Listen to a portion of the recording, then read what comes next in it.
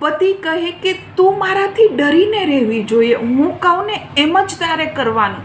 પત્ની કહે ના, હું કહું ને એમ જ તમારે કરવાનું, તમે મારાથી ડરીને રહેવા જોઈએ. આ એકાબીજાને ડરાવવામાં, એકાબીજાને નીચા દેખાડવામાં, પોતાની જ ચલાવવામાં આપણે આપણી જિંદગીના અમુક એવા જે વર્ષો છે ને, અનમોલ જેને કહીએ, એ સાવ વેડફી નાખીએ છીએ. સંબંધ તો પતિ પત્નીનો પ્રેમથી બને છે.